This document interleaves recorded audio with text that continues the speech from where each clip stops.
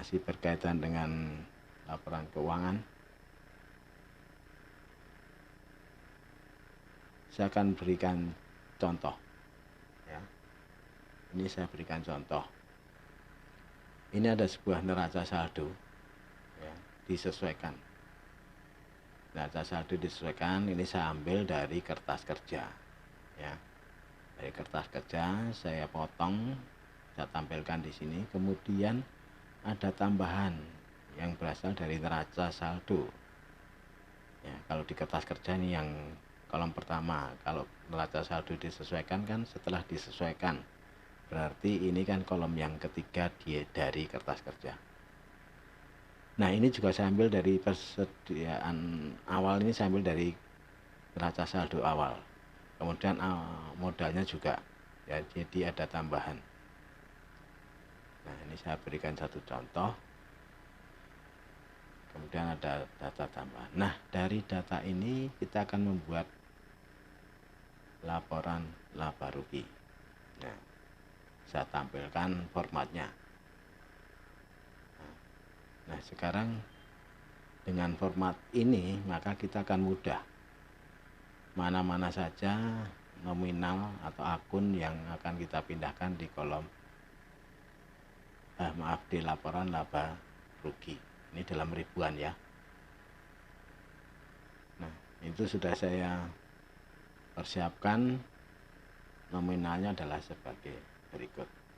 Penjualan ya, penjualan 330. Dari mana? Dari sini 330. Kemudian ada retur 10.000 dan 15.000. Nah ini berasal dari ini, retur penjualan dan potongan penjualan. Penjualan dikurangi dengan total retur dan potongan, ketemu 305.000. Ini adalah penjualan bersih ya, penjualan bersih. Kemudian kita masuk ke komponen harga pokok penjualan atau HPP. Nah, persediaan awal 25.000. Nah ini kita masukkan. Kemudian persediaan awal ditambah dengan pembelian bersih ya. Persediaan awal ditambah dengan pembelian bersih. Nah pembelian bersih kita hitung dari pembelian. Nah, ini ada pembelian 125.000 ya. Kemudian beban angkut 15.000. Nah ini 15.000. Nah ketemu yang namanya pembelian kotor ya, di jumlah. Kemudian pembelian kotor ini kita kurangi dengan retur pembelian. Retur pembelian dan potongan pembelian masing-masing 13.000 dan 12.000. Nah, totalnya 25.000. Jadi 140 dikurangi 25.000 ketemunya 115. Ini adalah total pembelian bersih. Nah kemudian persediaan awal ditambahkan dengan pembelian bersih. Ini ditambah ketemu 140 ya. 140 itu namanya adalah barang yang tersedia untuk dijual. Ini barang yang tersedia untuk dijual. Kemudian kita ambil persediaan akhir ya, persediaan akhir ada di sini 95.000. Kenapa akhir ya? Ini di neraca disesuaikan ini adalah daftar saldo akhir ya, 95.000 kita pindahkan. Kemudian kita kurangkan. Nah, 140 dikurangi 95 ketemunya 45. Nah ini yang disebut dengan harga pokok penjualan sebagai pedoman patokan di mana kita akan mengalami laba atau rugi. Ini batas bawah ya. Kemudian penjualan bersih, dimana tadi sudah penjualan dikurangi dengan retur ya. Kamu penjualan bersih ini dikurangi dengan HPP. 305 dikurangi 260 ya. 305 dikurangi 45.000 maka ketemu 260.000. Ini yang disebut dengan laba kotor. Nah, kemudian kita memasukkan data beban-beban.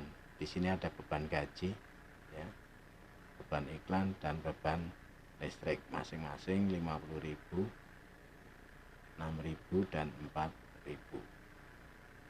Maka totalnya ini dijumlah. Nah, totalnya 60.000. Nah, beban itu sifatnya mengurangi. Maka dikurangkan 260 laba kotor dikurangi 60 ketemunya 200.000 laba usaha. Nah, kemudian pendapatan. Kebetulan di soal ini tidak ada pendapatan, maka saya beri 0, kosong. Maka laba bersih sebelum pajak 200.000. Kemudian pajaknya belum diketahui, ya. Pajaknya belum diketahui, maka saya beri 0. Maka dengan demikian laba bersih perusahaan itu adalah 200.000. Nah, 200.000 ini akan kita pakai di laporan perubahan modal. Ya. Kita masukkan modal awal ini ya 430, kemudian laba yang tadi ya 200.000, kemudian prepay. Nah, angkanya sudah saya siapkan. Ini modal awal 430.000, kemudian ini laba yang berasal dari laba rugi tadi. Karena laba ini berarti kita menggunakan plus 430 ditambah 200 ketemunya 630. Kemudian dikurangi dengan prepay. Mana nih prepay? Nah, ini prepay Dino 25.000 kita pindahkan. Kemudian dikurangi 630 kurangi 25 ketemunya 605. Ini nanti masuk ke neraca, ya, adalah modal akhir, ya, neraca. Nah, semua akun yang ada di sini, ya, harta utang modal, ya, kita perhatikan nih, harta utang modal. Nah, kita pindahkan saja semuanya, angka-angkanya atau nominalnya kita pindahkan, tetapi dengan catatan yang modal kita menggunakan modal akhir, modal yang terakhir. Nah, seperti ini. Nah, ini yang modal akhir yang dari laporan perubahan modal. Nah, ketika ini dimasukkan maka hasilnya menjadi seimbang. Nah, hasilnya menjadi seimbang. Nah, kalau sudah seimbang berarti apa yang kita kerjakan itu adalah betul, ya. Nah, ini teman-teman tentang laporan keuangan yang terdiri dari laporan laba rugi, laporan perubahan modal dan neraca, ya. Demikian, mudah-mudahan apa yang saya sampaikan cukup jelas. Sampai ketemu lagi pada pertemuan berikutnya.